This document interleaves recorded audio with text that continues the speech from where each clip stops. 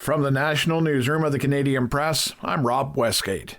Israel's defense minister is warning Iran that, quote, Tehran will burn if it continues firing missiles. Now, Iran has fired retaliatory missile strikes throughout the night, killing at least 3 people and wounding dozens more in Israel. Tehran was slapping back after Israel conducted a massive operation and a series of airstrike sorties meant to destroy Iran's nuclear ambitions. Indiana Republican Congressman Marlin Stutzman says the goal is clear. If Iran has a nuclear weapon, they're a threat to Saudi Arabia, they're a threat to Turkey, but obviously, we know that Israel is the primary threat, and so hopefully we can bring others to the table to support all of us to stop Iran from having a nuclear weapon. It's about noontime Saturday in Israel, and the military there says the fighter jets were set to resume striking targets in Tehran.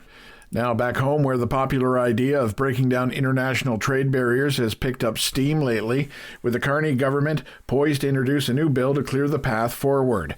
But some advocates are voicing concerns that health or environmental laws could get caught in a quagmire of uncertainty and loopholes created by Bill C-5. Rob Cunningham, senior policy analyst at the Canadian Cancer Society, says the current wording could lead to unintended consequences, since provincial rules are sometimes weaker than federal ones. Officials say some 1,800 wildfire evacuees from northern Manitoba have been given the green light to return home today.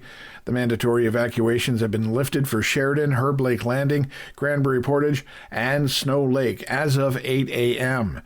About 21,000 people in the province from Flin Flon, Pimicikamak Cree Nation, and elsewhere have been chased from their homes by 21 active wildfires. Canada's health minister is eyeing the relaunch of a federal task force responsible for providing health screening guidelines by as early as next spring. The urgency follows an expert report which suggests there is a pressing need for reform.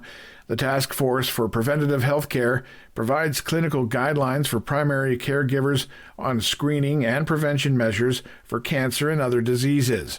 The group came under fire in May of 2024 for rejecting expert advice to lower the age for breast cancer screening. And finally, it's weekend watch list time, and, well, there's some new streaming options. Bryce Dallas Howard stars in a new action comedy on Amazon Prime Video called Deep Cover. Arnold Schwarzenegger is back for season 2 of the action series Fubar on Netflix. And on Apple TV Plus, there's Echo Valley. There! What's going on? What did you do? Julianne Moore and Sydney Sweeney play a mother and daughter hiding a dark secret in the new drama.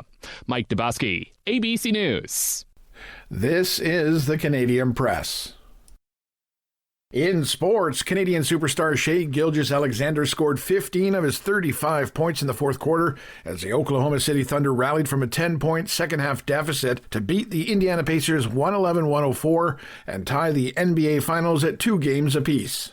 Davis-Alexander was solid, going 23 for 32, 344 yards, 1 touchdown and 1 interception as Montreal Alouettes took control early and never looked back in a 39-18 victory over the Ottawa Redblacks.